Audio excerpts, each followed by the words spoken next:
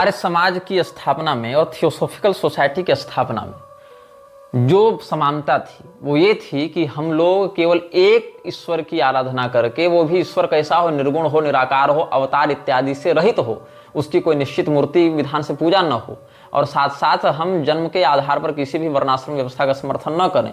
इस प्रकार की समानता के साथ जो आर्य समाज और थियोसॉफिकल सोसाइटी चल रहे थे, उनकी एकता में श्यामजी कृष्ण वर्मा ने बहुत बड़ा रोल निभाया था। तो श्यामजी कृष्ण वर्मा के विषय में अपनी आंट नादयेजदा को न्यूयॉर्क से 1877 में एचपीबी ने एक चिट्ठी लिखी थी। उसने लिखा था कि एचपीबी जो है वो मुल्तान से न्यूयॉर्क आया था और वहाँ पर टीएस के थियोसॉफिकल सोसाइटी के मेंबर्स के साथ रहता था, और उसने नादियजदा के चिट्ठी को एचपीबी के माध्यम से दयानंद तक पहुँचवाया था। मतलब जो आंट थी एचपीबी की, उसके बीच में और एचपीबी के बीच में जो संवाद होता था, उस चिट्ठी को श्यामजी कृष्ण वर्मा ने दयानंद तक पहुंचाया था।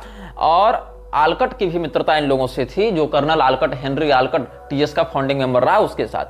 तो इसमें कृष्ण वर्मा का एक आप वर्णन पढ़ेंगे तो समझेंगे कि ये लोग किस प्रकार से चिंतन करते थे। इसमें क्या कहता है, he is exceptionally beautiful, although of the color of a light coffee, in his long white pajama dress and a white narrow turban on his head with diamonds on his neck and in bare feet.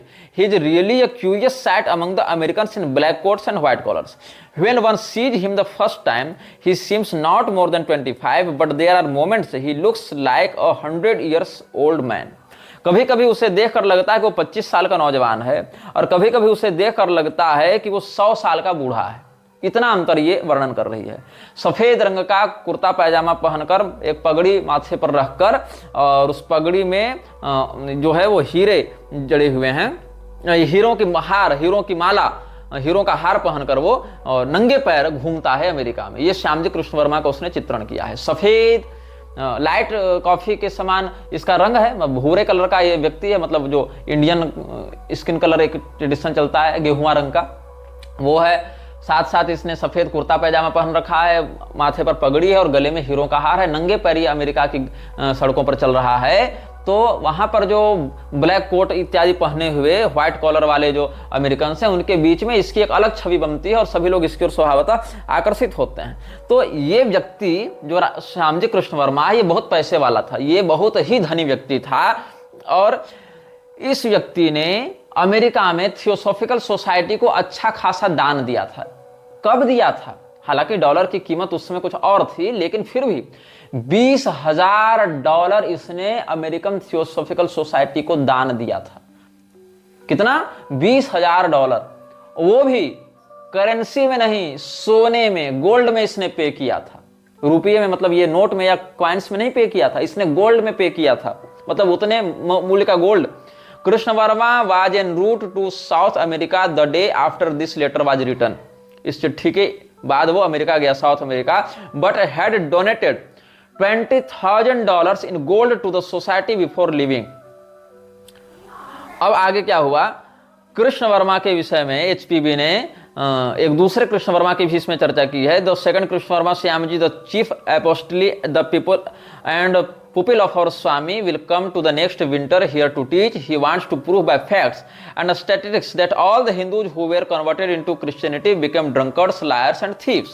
ये लोग ईसाई missionary पहले से ही वहां धर्मांतरण का काम कर रही थी। श्रीरामपुर ट्रायो इत्यादि भी लगे हुए थे अपने क्षेत्र में, राजा राममोहन राय ये सब भी लगे हुए थे, जॉन मूर भी अपना काम कर ही रहा था। तो बहुत से हिंदू जो ईसाई मत में परिवर्तित होते जा रहे थे, वो कौन थे, क्या हो रहा उनके परिवर्तन के बाद? वो शराबी बनने लगे, जुआरी बनने लगे, भिखारी बनने लगे, डकैत बनने लगे। तो क्या हो गया? इससे ईसाइयों की छवि बिगड़ने लगी। अरे ये लोग तो चोर होते हैं, ये लोग तो अत्याचारी होते हैं, इस प्रकार से उनकी छवि बिगड़ने लगी। तो इस विषय पर चर्चा, चिंता व्यक्त करने के लिए वो श्यामजी कृष्ण वर्मा को यहां पर बुलाया गया है। तो after telling a tale about his old servants being harassed by urchins in the street of New York, HPB introduces another Krishna Varma, the second Krishna Varma, Shyamji the chief apostle and pupil of our Swami will come for the next winter here to teach. He wants to prove by facts and statistics that all the Hindus who were converted into Christianity became drunkards and liars and thieves. अब क्या हुआ, इसमें एक के Paul Johnson ने जो पुस्तक लिखी थी मैडम ब्लावत्स्की, उसमें यह दावा करता है कि दो श्यामजी कृष्ण वर्मा कभी नहीं थे, एक ही श्यामजी कृष्ण वर्मा था और वो कभी अमेरिका नहीं गया. मतलब ब्लावत्स्की ने जो बातें लिखी हैं उसका खंडन करते हुए कह रहा है. इनफैक्ट ये पेज 116 में आपको मिल जाएगा, वहां से बता दे रहा हूं. In fact there was only one Krishna Varma who never visited the founders in America. HPB and Olcott visited neither Milwaukee, Nevada or any other points west of Philadelphia together. The wild stories HPB told her beloved and trusting aunt Nadezhda are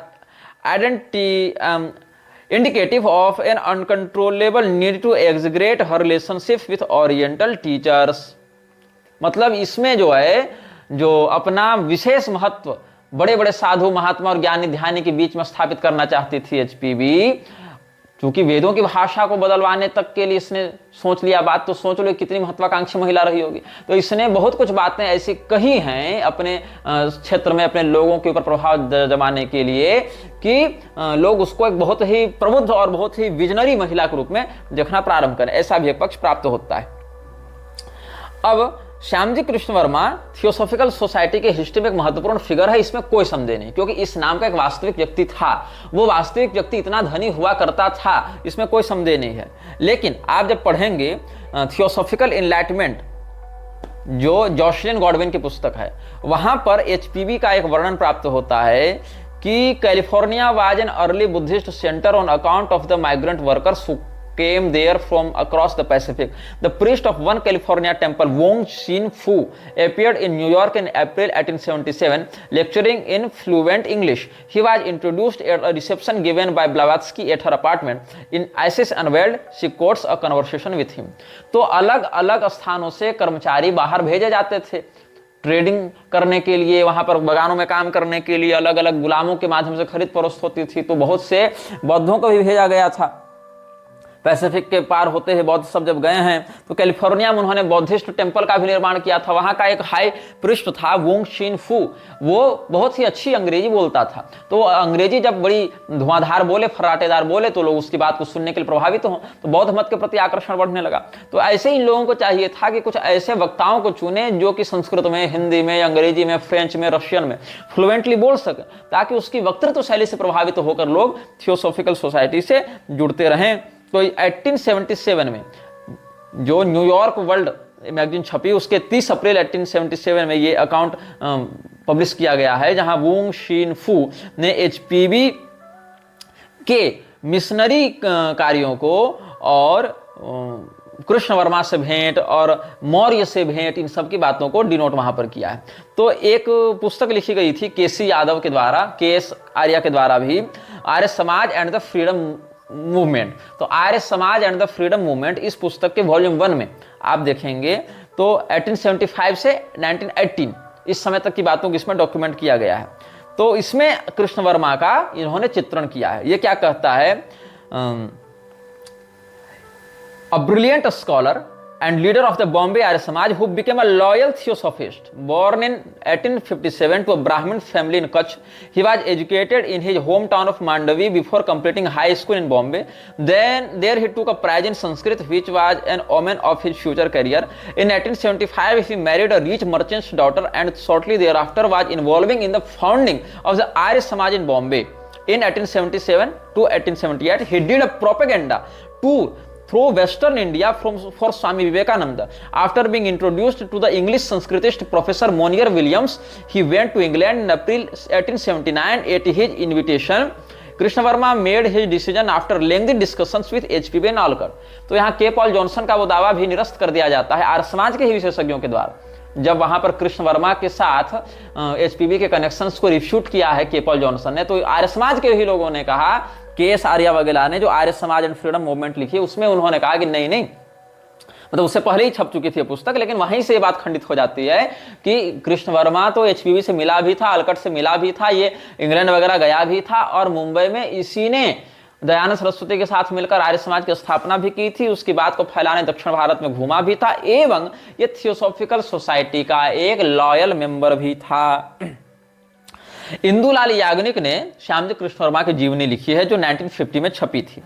तो Shyamji Krishna Verma life and times of an Indian revolutionary जो 1950 में छपी थी, इंदुलाल याग्निक के द्वारा लिखी गई थी। इसमें कहा गया है कि चूंकि श्यामजी कृष्ण वर्मा संस्कृत का अच्छा विद्वान था और दयानंद की बातों को फ्लुएंटली संस्कृत में वो डिलीवर करता था, इसीलिए थियोसॉफिकल सोसाइटी ने इसके माध्यम से लोगों के मन में अपनी जड़ें बहुत जल्दी स्थापित कर ली, क्योंकि दयानंद की बातों को अंग्रेजी में बता रहा है, संस्कृत में बता रहा है, लोगों को लग रहा है बहुत बड़ा धर्मगुरु को विद्वान है।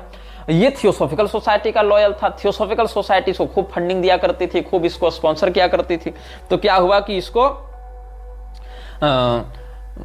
इन लोगों ने हाथों हाथ लिया और कहा विदेश भी जाकर आप भाषण दे। तो ऑक्सफोर्ड वगैरह भी गया, तो ऑक्सफोर्ड में गया, वहां पर कुछ अंग्रेजियत भी इसने सीखी। अब संस्कृत तो जानता था, लेकिन अंग्रेजों को बताने के लिए अंग्रेजियत भी जानना जरूरी है। तो दयानंद ने इसको फिर सपोर्ट किया। इसमें क्या कहते हैं Dayanand, because the revival of that language was a key element of his programme, Dayanand welcomed Shyamji to study in Oxford as a means to his end HPV. However, while enthusiastically welcoming Krishna Verma as a fellow of the Theosophical Society, was initially very skeptical about Monier Williams. The same day she wrote to Shyamji welcoming him into the society. 30 मई 1878 को क्या लिखती है हरिचंद चिंतामणि को, Does Monier Williams thinks that he knows better than Swami? Does he imagine that the Arya Samaj will take the insult of making its chief pupil a lacquey to carry his Oxford books after him? May be that some Hindus do believe that there is more science in the West than in the East, and then the English know Sanskrit better than the descendants of the Aryans who first spoke it. If he does desire to go to England, then when the branch of the Theosophical Society of the Arya Samaj, इस term पर गौर कीजिएगा, ये कब लिखा गया है? 30 मई 1878 को, दयानंद के ही समकालीन में, नहीं कि बाद में। 30 मई 1878 को क्या लिखा गया है? इफ ही डज डिजायर, ही मतलब Shyamji Krishna Varma, if he does desire to go to England, then when the branch of the Theosophical Society of the Arya Samaj is established there and in working order, then it would be its duty and pleasure to raise the money to defray the expenses of the mission. सिर्फ पैसा कमाना और अपने mission को आगे बढ़ाना ही लोगों का उद्देश्य था, और थियोसॉफिकल सोसाइटी और आर्य समाज को संयुक्त मर्ज किया गया और इंग्लैंड में इसकी स्थापना आगे बढ़ाने का विचार किया गया था श्यामजी कृष्ण वर्मा के माध्यम से। तो मोनियर विलियम्स जो संस्कृत डिक्शनरी लिख रहा था, उसने दयानंद सरस्वती की बातों का कई बार मजाक उड़ाया कि ऐसी नहीं वैसी नहीं, गलत है। तो एचपीवी ने कहा कि तो हमारी पोल खोल रहा है। तो उसने कहा कि मोनियर विलियम्स को लगता है कि दयानंद सरस्वती से ज्यादा संस्कृत जानता है, जो दयानंद सरस्वती के प्रधान शिष्य श्यामजी कृष्ण वर्मा के ऊपर आरोप लगाता है। मतलब जो आर्य लोग प्रारंभ से संस्कृत बोलते हैं वो नहीं जानते हैं, उनसे बेहतर ये जान रहा है मोनियर विलियम्स। तो मतलब ये लोग उस समय उन लोगों के विरुद्ध भी खड़े हुए जिन्होंने इन लोगों की पोल खोलना चाहा। और इसने यह भी कहा, जब श्यामजी कृष्ण वर्मा को इसने चिट्ठी उसी तारीख को लिखी थी, 30 मई 1878 को ही, ये जो theosophical society of Arya Samaj वाली बात है कि हम लोग इंग्लैंड में स्थापना करेंगे, फिर इसको सक्रिय करेंगे, खूब पैसा बनाएंगे, अपना मिशन पूरा करेंगे, तो हरिचंद चिंतामण को ये लिखा था इसने। कब? 30 मई 1878 को। किसने? मैडम हेलेना ब्लावत्स्की ने। और उसी दिन श्यामजी कृष्ण वर्मा को इसने लिखा था, while I have no right to obtrude opinions unmasked, yet being European myself and knowing the white race, the English scientific world, I feel like quoting to you one of the very few passages in the Christian Bible, which I can thoroughly endorse. Cast not your pearls before swine, nor give that which is holy unto the dogs, for they will return and rend you. I have a poor enough opinion even of the Oxford professors to believe that they form no exception to the rule. किसी पर भरोसा मत करो, अपनी विचारधारा को किसी के सामने समय से पहले अभिव्यक्त मत करो, वरना वह पलट के तुम्हें को नुकसान पहुंचाएगा। ये भाव था इसके कहने का। और ये कहती है कि ऑक्सफोर्ड जब जाओगे तो सतर्क रहना उन लोगों से, क्योंकि वही लोग अपने काम को बिगाड़ सकते हैं। तो इसने 5 जुलाई को फिर उत्तर दिया। 30 मई को चिट्ठी लिखी गई थी श्यामजी कृष्ण वर्मा को, फिर 5 जुलाई को उसने कहा कि भाई तुम कहना क्या चाहती हो, अच्छे से इसको एक्सप्लेन करो। और इसने फिर 7 अगस्त को एक्सप्लेन किया अपनी बात को कि तुमको क्या लगता है कि वहां पर इंग्लैंड में जाना और ऑक्सफोर्ड में जाना, वहां I know that no young man can live there have a room, वहां पर रूम लेकर रहना भी तुम्हारे लिए बड़ा कठिन हो जाएगा अगर हम लोग तुमको कोऑपरेट नहीं करें तो। मैं जानता हूं, now let us see the position in which you place the Arya Samaj, you are one of the most prominent and promising members, one account of your relations to the revered स्वामी, स्वामी मतलब दयानंद सरस्वती। हम देखते हैं तुम्हारे समाज को कहां तक पहुंचाते हो, ये सब बातें वहां पर हैं। तो क्या हुआ, दयानंद सरस्वती का जो संबंध था सबसे कम इसी पर चर्चा हुई है। जॉनसन ने क्या लिखा है, one of the least understood factors in the early years of the TS is the role of Swami Dayanand Saraswati and the Arya Samaj. Theosophical society की स्थापना, विस्तार और उसकी गतिविधियों को प्रमाणित रूप से बढ़ावा देने में दयानंद सरस्वती और आर्य समाज का जो हाथ रहा। समाज उसके विषय में बहुत कम जानता है, बहुत कम चर्चा करता है, उसको समझ नहीं पाया समाज कि आखिर दयानंद और आर्य समाज ने कैसे थियोसॉफिकल सोसाइटी के लिए कार्य किया है। एचपीवी जो है 3 साल के अंतर्गत, lesser than 3 years later, see मतलब madam Blavatsky and Olcott they are planning to make the society, which society? Theosophical Society, a Vedic inspired Masonic order with the assistance of the Swami. Which Swami? Swami Dayanand Saraswati. Dayanand Saraswati के सहयोग से madam Blavatsky और Henry ऑलकट ने वैदिक आवरण में वेदों से प्रेरणा लेकर हम फ्रीमेसनरी एक ऑर्डर की स्थापना करें, ये उनका विजन 3 साल के अंतर्गत बन गया था। और इसीलिए आर्य समाज के साथ इसने महागठबंधन किया और नाम एक रिब्रांड किया कि theosophical society of the Arya समाज ऑफ आर्यावर्त, ये पूरा नाम था। लेकिन क्या हुआ, 3 साल के अंतर्गत ही ये संगठन बिखरने लगा, टूटने लगा। क्यों? आर्य समाज की स्थापना थियोसॉफिकल सोसाइटी से कुछ महीने आगे पीछे की ही चल रही थी। और उस समय क्या हुआ कि दयानंद सरस्वती को यह समझ में आया कि हम थियोसॉफिकल सोसाइटी से जिस महत्वाकांक्षा के कारण जुड़े थे, ये लोग तो उधर ध्यान ही नहीं दे रहे, ये लोग तो मुझे प्रमोट कर नहीं रहे, ये तो हमारे माध्यम से अपनी ब्रांडिंग कर रहे हैं, हमारे माध्यम से अपना काम कर रहे हैं। दयानंद सरस्वती के ऊपर ब्लावात्स्की और ऑलकट अपने आप को रखने लगे हैं। तो इन लोगों ने क्या किया है,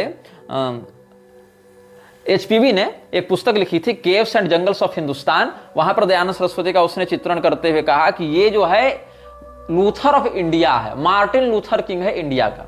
और मार्टिन लूथर किंग का वैश्विक राजनीति में या अर्थव्यवस्था में क्या योगदान रहा, ये किसी से छिपा हुआ नहीं है, इसलिए हम उस विषय पर चर्चा नहीं करेंगे। इन लोगों ने दयानंद को लूथर ऑफ इंडिया की उपाधि दी है। और पहले तो खूब इसने तारीफ की है इसकी। He is considered the greatest Sanskritist of contemporary India and is the complete enigma to everyone. He appears in the arena of reform only 5 years ago. Until then, he lived as a hermit in the jungle, like the ancient gymnosophists mentioned by the Greek and Roman writers. ये सब with the help of mystics and anchorites, he studied the chief philosophical systems of Aryavarta and the occult meaning of the Vedas. ये सब आगे करते गया है। The impression he produced was remarkable and he acquired the surname Luther of India, wandering from one town to another, today in the south, tomorrow in the north and travelling from one end to the country to the other with incredible swiftness. ये सब लिखते गई है। तो इसने दयानंद सरस्वती का इतना महिमा मंडन कर दिया ब्लावात्स्की ने। ब्लावात्स्की कौन थी, किन संस्थाओं से जुड़ी हुई थी, किन रोसिक्रूशंस फ्रीमेसन्स के लिए काम करती थी, ये समझ सकते हो। तो दयानंद को महिमामंडित करने के लिए इसने बहुत कुछ लिखा। तो दयानंद को लगा कि ये तो हमको सर्वोच्च सर्वज्ञ धर्मगुरु के रूप में स्वीकार कर लेगी। जैसे कि ये क्या कहती है कि दयानंद ने क्या क्या किया है, थंडरिंग अगेंस्ट आइडल वर्शिप, मूर्ति पूजा के विरुद्ध वज्रपात करते हुए। The great orator fights with all his might against caste, infant marriage and superstition. अंधविश्वास के विरुद्ध लड़ता है ये सन्यासी, और बाल विवाह के विरुद्ध लड़ता है, जाति प्रथा के विरुद्ध लड़ता है। Chastising all the evil grafted on India by centuries of इसमें कुछ प्रिंटिंग मिस्टेक है, कैजुइस्ट्री लिखना चाह रहा होगा, miss interpretation of the Vedas. He स्क्वायरली and fearlessly blames the Brahmanas for them, declaring them in the hearing of the masses guilty of humiliation of their country. Once great and independent, now fallen and enslaved, India has never witnessed a more learned Sanskrit scholar, a deeper metaphysician, a more wonderful orator, and a more fearless denunciator of every evil than Dayananda since the time of Shankaracharya. ये क्या कह रहा है, कह रही है यहाँ पर मैडम ब्लेवेत्स्की कि ये जो दयानंद है ये मूर्ति पूजा के विरुद्ध लड़ रहा है, जाति प्रथा के विरुद्ध लड़ रहा है। मतलब जिन जिन बातों को ईसाई मिशनरियां हटवाना चाहती थी राजा राम मोहन राय के ही टाइम, उन्हीं उन्हीं बातों को दयानंद विरोध कर करके हिंदू धर्म का संहार करने में ईसाइयों का और ध्यान बढ़ा रहा था, उन्हीं बातों को प्रोत्साहित कर रहा था। तो इसीलिए इसकी प्रशंसा की जा रही है कि ये तो वेदों के गलत इंटरप्रिटेशन का खंडन करके सही इंटरप्रिटेशन ला रहा है, और ब्राह्मणों ने भारत को बहुत बड़े गर्त में डाल रखा था, इसलिए उनका ये विरोध करता है, ब्राह्मणों को हर बात के लिए दोष देता है। और ये बात जान लो, जो कोल्हापुर का साहू घाट गए था वो भी ब्राह्मणों के विरुद्ध लड़ने के लिए ईसाई मिशनरियों के साथ मिला हुआ था, खुलेआम आर्य समाज का समर्थन करता था, आर्य समाज को स्पॉन्सर करता था, और आर्य समाज भी यही मूर्ति पूजा और ब्राह्मणों की व्यवस्था और सनातन धर्म ग्रंथों का अप्रामाण्य बताना, उनको जाल और मिथ्या ग्रंथ बताना, ये सब में लगा हुआ था। इसीलिए इसकी प्रशंसा की जा रही थी कि इससे बड़ा विद्वान तो कोई है ही नहीं ये सब। लेकिन क्या हुआ, दयानंद सरस्वती बन गया शत्रु। इतनी प्रशंसा सुनने के बाद, इतने प्रशंसकों के बाद भी शत्रु क्यों बन गया? क्योंकि दयानंद सरस्वती चाहता था कि इसी को सनातन धर्म का सबसे बड़ा धर्मगुरु मान लिया जाए। हालांकि दयानंद सरस्वती के साथ अपनी स्वार्थ सिद्धि न होने के बाद शंकराचार्य, जो श्रृंगेरी के शंकराचार्य थे उस समय, उनकी प्रशंसा में भी बहुत कुछ लिखा है ब्लावत्स्की ने। मतलब जिससे काम निकालना चाहती थी वहीं पर जुड़ जाती थी, उसी को अपने प्रभाव में लेती थी, उससे अपना काम करवाना चाहती थी। क्या हो गया, दयानंद सरस्वती ने आर्य समाज की विचारधारा को थियोसॉफिकल सोसाइटी के ऊपर थोपना प्रारंभ किया कि नहीं, हम जो कहें वही होगा, हम जैसे करेंगे वैसे ही होगा। और फ्रीमेसनरी में ऐसा कभी नहीं चलता है। इसीलिए बाद में दयानंद की मृत्यु भी संदिग्ध और रहस्यात्मक तरीके से हुई है। आगे तुम खुद समझदार हो, अगर इतने समय से इन बातों को सुन रहे हो, फॉलो अप कर रहे हो। तो क्या हुआ, HPB notes that Dayananda become a declared enemy of the TS and its followers. क्यों? फाउंडर्स। क्यों? She adds that the Swami had mistakenly hoped that all TS members would regard him as a supreme leader which conflicted with the policy of the society. मतलब दयानंद ने theosophical society की संस्थागत विचारधारा के ऊपर स्वयं को स्थापित करने का प्रयास किया था। इसीलिए बाद में यह संगठन टूटने लगा, और जो व्यक्ति दयानंद सरस्वती की चापलूसी नहीं करता था उसको थियोसॉफिकल सोसाइटी से निकलवाने के लिए जोर देने लगता था। इसीलिए दयानंद सरस्वती का बहिष्कार कर दिया TS ने। The demand that those who did not follow the Swami be expelled from the Theosophical Society was the last straw and the alliance was dissolved. ये सब हो गया। तो इसीलिए क्या हुआ, the result of all this was that all intelligentsia of the Arya Samaj joined the Theosophical Society and severed all religions with the Swami fanatic who called the society the faithless fairing his. बाद में दयानंद को इन लोगों ने क्या कहा कि एक पागल था जिसके साथ हमने हाथ मिला लिया, और दयानंद ने कहा कि ये लोग स्वयं श्रद्धाहीन मूर्ख हैं, इनसे हम क्या जुड़कर करें। अब क्या हुआ, स्वामी जो है दयानंद स्वामी, दयानंद सरस्वती, उसके विषय में क्या कहती है, इन अनदर फुटनोट क्या लिखती है वो, Blavatsky repeating her charge that the Swami became a fanatic bigot who expected all TS members to follow his version of Hinduism. She calls Vedanta the best and purest of Indian philosophies. The Swami, an opponent of the Vedanta, substitutes for it the Vedas in their dead letter form, which he interprets according to his own wishes and tastes. मतलब इसने ये कहा कि दयानंद ने जो वेदों का भाष्य किया। अच्छा देखो, इससे पहले खूब तारीफ करती थी दयानंद की। क्या कहती थी कि ब्राह्मणों ने मिस इंटरप्रीट किया है वेदों को, ब्राह्मणों ने वेदों की गलत परिभाषा लिखी है, गलत व्याख्या की है, और दयानंद सही वाली बात बता रहा है। और दयानंद जैसा विद्वान भारत ने शंकराचार्य के बाद, आदि गुरु के बाद दूसरा नहीं देखा था, वह दयानंद पैदा हुआ है। लेकिन जब दयानंद, मतलब वही है चोर चोर मौसेरे भाई, और दोनों मौसेरे भाइयों में जब झगड़ा हुआ तब क्या कहती है दयानंद के विषय में ये कि नहीं नहीं, दयानंद तो बहुत बड़ा मूर्ख था, बहुत बड़ा पागल था, जिसने यह उम्मीद कर ली कि हम सब थियोसॉफिकल सोसाइटी वाले उसके ही बताए चश्मे से हिंदुइज्म को देखना प्रारंभ करें। वो कह दे तो कोई चीज प्रामाणिक हो जावे, और वो कह दे तो कोई चीज गलत हो जावे। यहां टकराहट होने लगी इन दोनों में। तो क्या कहती है कि स्वामी दयानंद सरस्वती चाहता है कि हम वेदों की वह परिभाषा ही समाज में लागू कर दें जो हम अपने अनुसार, अपने इच्छा के अनुसार पकड़ना या छोड़ना चाहते हैं। Substitutes for it the Vedas in their dead letter form which he interprets according to his own wishes and tastes. इसीलिए new Luther of the east who follows the path chosen by the followers of Loyola, ये सब बातें उसने बहुत कुछ लिखी हैं। Old diary leaves और का वॉल्यूम 1 में उसने दयानंद सरस्वती के विषय में, किसने, ऑलकट ने भी बहुत कुछ बातें कही हैं। और 1877 में जाकर बहुत कुछ विरोधाभास और भी देखने को मिलता है। और डॉक्टर पेबेल्स और मूलजी ठाकर से, ये सब के विषय में भी हम आपको बता ही चुके हैं। और दयानंद सरस्वती के विषय में फिर ये जो संगठन है वो जब आपस में आया था तब लगा था कि हम लोग दोनों की विचारधारा एक है, लेकिन दयानंद ने अंत में क्या करना प्रारंभ किया, इसने कहा कि नहीं, हम ही विश्व गुरु बनेंगे, हम ही जगत गुरु बनेंगे, तुम्हारी पूरी संस्था हमारे लिए काम करेगी। तो इन लोगों ने कहा तुम निकलो, तुम अपना पहली फुर्सत में निकल जाओ। फिर दयानंद को निकाल दिया गया, फिर दयानंद ने इनको गाली बकनी शुरू की। तो यही सब इन लोगों के साथ हुआ था। Harishchandra Chintaman was the president of the Bombay Arya Samaj, who became Olcott's main correspondent in India. Chintaman introduced the Swami to Olcott and handled all correspondence between them. He assured Olcott that the beliefs of Arya Samaj were entirely compatible with those of the Theosophical Society and recommended amalgamation of the two bodies. This was agreed for the reasons which Olcott explained later. इन सब बातों को आप देखेंगे तो ये समझेंगे कि किस प्रकार से दयानंद सरस्वती अपने स्वार्थ के कारण थियोसॉफिकल सोसाइटी से जुड़ा था। थियोसॉफिकल सोसाइटी के साथ इसने हाथ मिलाया।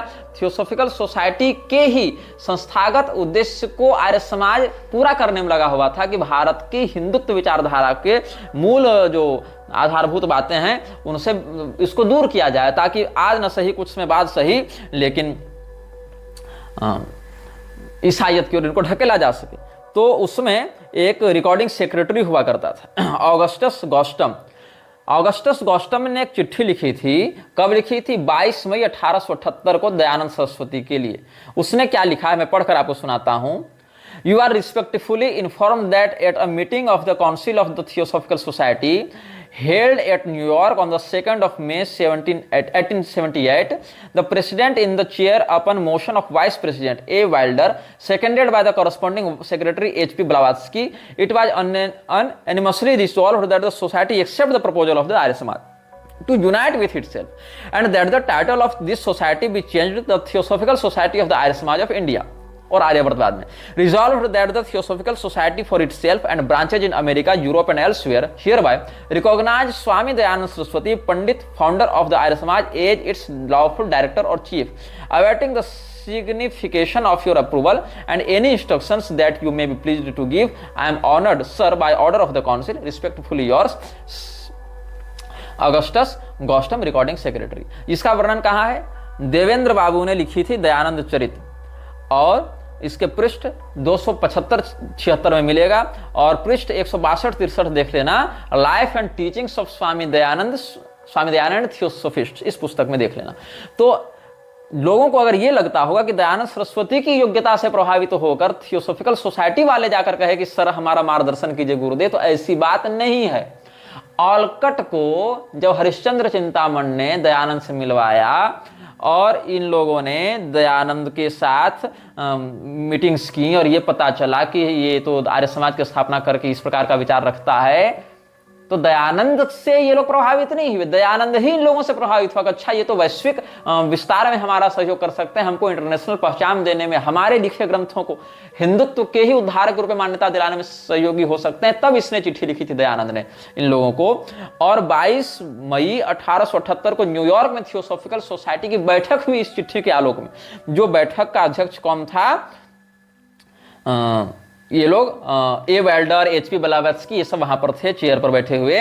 तो वहां पर ये दयानंद के प्रस्ताव को स्वीकार किया कि दयानंद ने जो प्रस्ताव दिया है कि आर्य समाज का जो है एसोसिएशन हो जाए थियोसॉफिकल सोसाइटी के साथ, हम उसको स्वीकार करते हैं। और उसी दिन दयानंद को अगस्टस गॉस्टम जो रिकॉर्डिंग सेक्रेटरी था थियोसॉफिकल सोसाइटी का, उसके माध्यम से चिट्ठी लिखवाई गई थी और उसमें कहा कि हम आपके प्रस्ताव को स्वीकार करते हैं। The society accept the proposal of the Arya Samaj to unite with itself and that the title of this society be changed to the Theosophical Society of the Arya Samaj of India। इस प्रकार से ये लोगों ने बातें कही हैं। तो सोच लो कि ये लोग कहां से जुड़े हुए थे और किस प्रकार की गतिविधियों में इनकी संलिप्तता थी, और कैसे आपसी महत्वाकांक्षा से ये लोग जुड़े हुए थे। ये नहीं कि कोई सनातन धर्म का विकास चाहता है या सनातन धर्म का उद्धार चाहता है या अंग्रेजों के विरुद्ध लड़ना चाहता है, ऐसा कुछ भी नहीं है। सीधी सीधी एक कंपनी को बढ़ाने की बात है, अपने महत्व को बढ़ाने की बात है, स्वयं को सबका बाप घोषित करने की बात है। तो दयानंद सरस्वती की एक व्यक्ति ने बड़ी तारीफ की है, जिसको आर्य समाज बहुत कोट करता रहता है। उस व्यक्ति का नाम और परिचय मैं बाद में बताऊंगा, पहले बताऊंगा उसने कहा क्या है। दयानंद सरस्वती के विषय में एक व्यक्ति लिख रहा है, मैं पढ़कर बताता हूं। Dayanand Saraswati was and no doubt still is one of the greatest reformers and spiritual forces India has known in recent times. His dominant personality has I found extraordinary reflection in the virility of the Arya Samaj movement and in almost every one of its एडहेरेंट्स।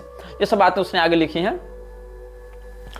और Dayanand College at Lahore is itself a monument to the efforts of members of the Arya Samaj under the inspiration of their great leader, and the Gurukul Academy at Haridwar exemplifies the very rightful eagerness of many Samajists to revive the ancient ideal and traditions of Hindu education। ये सब आगे होते हुए कहता है कि the Arya Samaj is thus one of the great forces drawing India to her destiny, and I am glad therefore to have had this opportunity of paying my tribute to its work and worth and work। ये बातें एक व्यक्ति ने कही हैं, जिसका बहुत प्रचार करते हैं आर्य समाज वाले कि देखो हमारी प्रशंसा अंग्रेजों ने की और ये सब ने की, ये सब भी हमसे प्रभावित थे। इसने कहा कि आर्य समाज बहुत बढ़िया काम कर रहा है, दयानंद ने बहुत बढ़िया काम किया, अद्वितीय विद्वान, अद्भुत व्यक्तित्व उसका, उसके समान कोई दूसरा नहीं, भाई की टक्कर में दूसरा कोई हो ही नहीं सकता, ये इसने कहा। इसका नाम क्या था? इतनी चापलूसी करने वाले का नाम था George Sydney Arundale. George Sydney Arundale जो है, इस व्यक्ति की जब हमने जांच पड़ताल की, चूंकि आर्य समाज वाले इसका प्रमाण दे रहे थे कि देखो उन लोगों ने भी हम लोग की तारीफ की है, तो भाई उनके लिए काम करोगे तो कर ही रहे थे, चलो ठीक है। लेकिन ये स्वयं क्या था? ये 1 दिसंबर 1878 में जन्मा था इंग्लैंड में और 12 अगस्त 1945 में मरा अडयार इंडिया में। वो व्यक्ति थियोसॉफिकल सोसाइटी का बाद में सदस्य बना, फ्री में संस्था और थियोसॉफिकल सोसाइटी अडयार का वो प्रेसिडेंट भी रहा था, तो भैया इसीलिए तुम्हारी तारीफ करेगा। और साथ साथ लिबरल कैथोलिक चर्च में बिशप भी था। तो इस व्यक्ति ने अगर तारीफ की है तुम्हारी, तो क्या तुम्हारी तारीफ हुई, क्या तुम्हारी प्रशंसा हुई? अब लिबरल कैथोलिक चर्च क्या था? लिबरल कैथोलिक चर्च जो है वो J.I. वेगवुड और चार्ल्स वेबस्टर लीडबीटर के द्वारा स्थापित किया गया था। अब चार्ल्स वेबस्टर लीडबीटर कौन था? यही जिद्दू कृष्णमूर्ति का एक प्रकार से बौद्धिक मेंटर हुआ करता था। इस पर हम बाद में आएंगे। ये जो लोग दो जो थियोसॉफिस्ट थे, उन्होंने लिबरल कैथोलिक चर्च की स्थापना की थी और इसी चर्च का एक बिशप था जॉर्ज सिडनी अरुंडेल। अब भाई कोई ईसाई मिशनरी अगर देख रही है कि तुम्हारे धर्मगुरु के रूप में स्थापित होकर कि व्यक्ति पुराणों को प्रक्षिप्त कह रहा है, मिलावटी कह रहा है या प्रमाणिक कह रहा है, मूर्ति पूजा का खंडन कर रहा है, वर्णाश्रम व्यवस्था का शास्त्रीय प्रारूप का विरोध कर रहा है, तो तुम्हारी प्रशंसा तो करेगा ही, क्योंकि उसकी मिशनरी जो है जिस हिंदू को ईसाई बनाना चाहती है वो अंततः इसी प्रकार की छद्म नास्तिकता के माध्यम से ही तो ईसाईयत की ओर आएगा। तो इसीलिए जो ये लोग थे J.I. वेगवुड और चार्ल्स वेबस्टर, इन लोगों ने ये सब लिबरल कैथोलिक चर्च की स्थापना की थी। और इसको अर्नोल्ड हैरिस मैथ्यू, जो old Roman Catholic church great Britain का था बिशप, वो ये था, उसके द्वारा बिशप की उपाधि दी गई थी इन लोगों को। अर्नोल्ड हैरिस मैथ्यू जो old Roman Catholic church great Britain का व्यक्ति था, उसके द्वारा इसको बिशप की उपाधि दी गई थी इन लोगों को। फ्रेडरिक सैमुएल वेलोगबाई इसका उच्चारण हो सकता है, फ्रेडरिक सैमुएल वेलोगबाई को उन्होंने दीक्षित किया था उस मत में, या अभिषिक्त किया था उसकी भाषा में कहें तो। और यही लोगों ने बाद में फिर चार्ल्स वेबस्टर इत्यादि को किया, और वेगवुड J.I. वेगवुड को ईसाई मत में बैप्टाइज किया। फिर इन लोगों ने लिबरल कैथोलिक चर्च की स्थापना की। उसी चर्च का बिशप था जॉर्ज सिडनी अरुंडेल, और जॉर्ज सिडनी जो अरुंडेल था वही दयानंद की प्रशंसा में ये सब लिखता रहा था। तो इसमें एक बीच में हमने एक व्यक्ति का नाम लिया था जिसका नाम था मौर्य। अब ये मौर्य क्या था? ये चंद्रगुप्त मौर्य, अशोक मौर्य नहीं था, ये कुछ और ही अलग लेवल ये कुचक्र चल रहा है। क्या हुआ कि जो universal brotherhood, the great fight brotherhood, जो 4 बुक्स ऑफ इजराइल पर आश्रित है, और यही ग्रेट फाइट ब्रदरहुड का सदस्य दयानंद भी था। दयानंद ग्रेट फाइट ब्रदरहुड का सदस्य कैसे था, उसके साथ और कौन लोग जुड़े हुए थे, इन विषयों में हम आपको अगले अनुभागों में बताएंगे। जब आर्यन मेसोनरी के विषय में हम चर्चा करेंगे कि लॉज ऑफ इस्लाम क्या था, लॉज ऑफ आर्यन मेसोनरी क्या था, वहां पर कैसे अलग अलग हिंदू मुसलमान का लॉज बनाकर फिर दोनों को इंटरकनेक्ट किया जाता था, तो आर्यन मेसोनरी पर चर्चा करेंगे। कहाँ उसका वर्णन है, एक एक पुस्तक का नाम लेकर, एक एक बातों को बताकर आपको हम संदर्भ देकर पुस्तक, एडिशन, लेखक, पेज सब बताएंगे, कहाँ कहाँ से हम पढ़ के आपको बता रहे हैं। लोग कमेंट में पूछते हैं कि ये सब बातें आप कहाँ से बता रहे हैं, हम सब रेफरेंस वीडियो में ही देते जाते हैं। तुम वीडियो ध्यान से सुनोगे वही सारा रेफरेंस तुमको मिल जाएगा, कहाँ से बता रहे हैं। तो ब्लावात्स्की ने एक दावा किया था कि अलेक्जेंडर व्लादिमीरोविच गोलित्सिन, जो एक रशियन राजकुमार हुआ करता था, जो गोलित्सिन क्या है, गोलित्सिन रूस का दूसरा सबसे संभ्रांत और विशाल राजवंश माना जाता है। वहां के राजकुमार अलेक्जेंडर व्लादिमीरोविच के साथ अलेक्जेंडर व्लादिमीरोविच, थोड़ा उनके नामों के उच्चारण में कठिनाई हो जाती है कई बार, तो अलेक्जेंडर व्लादिमीरोविच गोलित्सिन, ये जो रशियन फ्रीमेसन हुआ करता था, वो ब्लेवेत्स्की का मेंटर था या मित्र कह सकते हैं, या उसका जो उत्प्रेरक था। उसके मार्गदर्शन में इसने बहुत से तंत्र विद्याओं का अभ्यास पश्चिमा न्याय के अधिकार में किया था। तो इसको एक व्यक्ति दिखता था जो काले रंग का दिखता था और जिसका स्वरूप बड़ा आकर्षक था। आप ध्यान देंगे एक आकर्षक स्वरूप वाले काले व्यक्ति को मीरा अल्फासा भी देखती थी, ऐसा दावा किया गया था। उसने उसका नाम कृष्ण रख दिया था, लेकिन इसने कहा कि मेरा नाम मौर्य है। इस मौर्य वाली घटना को जो लीड बीटर था, जिसका वर्णन अभी हमने किया आपके सामने, तो लीड बीटर जो है Charles Webster Leadbeater, CW Leadbeater, उसने भी रिकॉर्ड किया है और एनी बेसेंट ने भी इसके बारे में लिखा है। एनी बेसेंट के बारे में हम आपको एक दो भाग के बाद बताएंगे। जब एनी बेसेंट की चर्चा करेंगे, ब्रह्मा कुमारी की चर्चा करेंगे, कृष्णमूर्ति की चर्चा करेंगे, तब उन विषयों पर हम आएंगे। अभी एक बहुत ही बड़ा पाखंड चल रहा है आक्षिक रिकॉर्ड्स के नाम से, AKASHIC, आक्षिक रिकॉर्ड्स के नाम से चल रहा है। बहुत बड़ा फ्रॉड है कॉर्पोरेट का। ये आक्षिक रिकॉर्ड्स कहां से चला है? इन लोगों से ही, एनी बेसेंट और CW लीड बीटर, ये सब आक्षिक रिकॉर्ड्स जो हैं वहीं से लेकर आ रहे थे। और ये सब थियोसॉफिकल सोसाइटी के ही लोग थे। मतलब परंपरागत बातों को, ज्योतिष के मुहूर्त चिंतामणि जैसे ग्रंथों को भी दयानंद ने उधर नकार दिया। और जब भारतीय पारंपरिक ज्योतिष से लोग दूर चले जाएंगे तो आक्षिक रिकॉर्ड्स ये सब के नाम से लोग नई नई बकवास प्रारंभ करते जाते थे। तो कहा गया, जब अडियार का जो हेडक्वार्टर था अडियार में थियोसॉफिकल सोसाइटी का, वहां पर 1910 ईस्वी में एक समर कैंप का आयोजन किया था इन लोगों ने। तो वहां पर ये जो मौर्य का वर्णन है, MORYA, मौर्या या जो भी आप इसको कह सकते हैं, MORYA, इसका वहां पर वर्णन किया गया, इसकी बात को सार्वजनिक किया गया। ये दावा किया गया कि अटलांटिस का राजा था। अटलांटिस वही जगह है जहां पर सेंजार की भाषा में बुक ऑफ डायजन लिखने का दावा किया था ब्लावत्स्की ने, लिखवाने का दावा किया था ब्लावत्स्की ने। तो ब्लावत्स्की को एक विजन आता था मौर्य नाम के किसी व्यक्ति का। हो सकता है यमलक्षराज स्वयं हो या ना भी हो, या उस प्रकार के भटकाने वाली कोई पैशाचिक शक्ति हो, लेकिन इसको एक कुछ दिखता था, ऐसा इसने दावा किया था। और कब का इसका कार्यकाल था? बोले हम अटलांटिस के राजा थे। अटलांटिस का राजा एक कब था? तो कहा ईसा के पैदा होने से 2,20,000 साल पहले हम थे। 220000 BC, 2,20,000 साल पहले हम अटलांटिस के राजा थे। और तब से आज तक अटलांटिस पर हमारा ही शासन है। मतलब उस समय जो राजा अभिषेक हुआ सो आज तक हमारा ही है। और हमारा जो है, जो सिटी ऑफ गोल्डन गेट्स है हमारे अटलांटिस में, वहीं पर हमारी गद्दी है, वहीं से हम शासन करते हैं। और एसेंडेड मास्टर्स या चर्च इंडिविजुअल में जिन लोगों का हमने नाम बताया था, उसमें लोगों ने गौतम बुद्ध को भी डाल रखा है, मैत्रेय को भी डाल रखा है, जीसस को डाल रखा है, जीसस की अम्मा को भी डाल रखा है, कन्फ्यूशियस को डाल रखा है, सेंट जर्मिनिया को डाल रखा है। ये सबको इसने वहां इंडिविजुअल मास्टर्स या इंडिविजुअल चर्च या एसेंडेड मास्टर्स की उपाधि दे रखी थी ब्लावत्स्की ने। तो कहा कि हम ही एसेंडेड मास्टर्स के बहुत से प्रारूपों में अवतार लेकर आते रहते हैं। तो पूछा गया कि तुम कौन हो भैया, कहां कहां तुम आते हो? तो इसने क्या दावा किया कि हम जीसस को ज्ञान देने वाले 3 बुद्धिमान लोगों में से एक हैं, जिसमें मेल्चियोर का नाम था, MELCHIOR। अब मेलेचियोर जो भी हो सकता है इसका उच्चारण, जीसस, ईसा, जेशुआ, बहुत कुछ नाम आ जाते हैं ना उच्चारण, ये था। और मैं ही अब्राहम भी था, अब्राहम के रूप में भी मेरा ही जन्म हुआ था। कैमलॉट का जो किंग आर्थर हुआ ना, इंग्लैंड का राजा, वो भी मैं ही था, उसके रूप में मेरा ही पुनर्जन्म हुआ था। और जो कैंटरबरी का जो आर्क बिशप था थॉमस बैकेट, उसके रूप में भी मेरा ही पुनर्जन्म हुआ था। यहां तक कि मुगल बादशाह अकबर के रूप में भी हम ही पुनर्जन्म लेकर आए थे।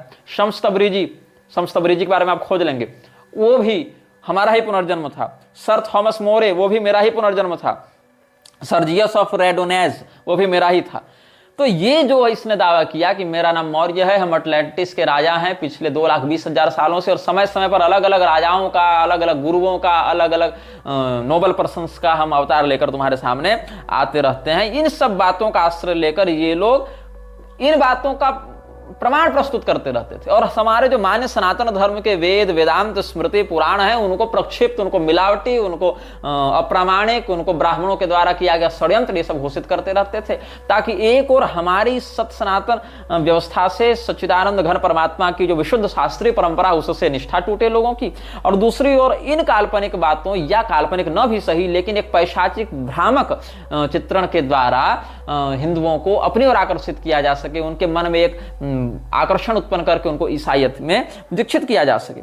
इस प्रकार से ये लोग बहुत कुछ कहते रहे थे। और थियोसॉफिकल सोसाइटी, आर्य समाज दोनों आपस में हाथ मिलाकर, आपस में गठबंधन करके हिंदुओं की ही मान्यता के विरुद्ध जाकर, और वो भी हिंदू धर्मगुरु का वेश बनाकर, हिंदुओं को नास्तिकता की ओर, या कहें तो अर्धनास्तिकता की ओर, या कहें तो कम से कम स्व कुल परंपरा विरोधी के रूप में स्थापित करके क्रमशः, जिसकी जैसी मूर्खता, कम से कम अपनी कुल परंपरा ही छोड़ दो एक पीढ़ी के लिए, तो दूसरी पीढ़ी में अर्धनास्तिकता आ जाएगी, तीसरी पीढ़ी में पूर्ण नास्तिकता आ जाएगी, चौथी पीढ़ी तो कन्फर्म म्लेच्छ बन जाएगी। तो कम से कम आज ना सही लेकिन 200 साल के बाद सही, लेकिन अंत तो इसका वही होगा ना, स्लोपॉइजम दे देकर इसको मारो। इस प्रकार से षड्यंत्र ये लोग करते रहे। अब आर्यन मेसोनरी क्या है, इस विषय में हम आपको अगले अनुभाग में बताएंगे। यह वीडियो जल्द ही हटा दिया जा सकता है। कृपया थर्ड पार्टी ऐप्स का उपयोग करके डाउनलोड करें। आप इस वीडियो को अपने चैनल पर फिर से अपलोड भी कर सकते हैं।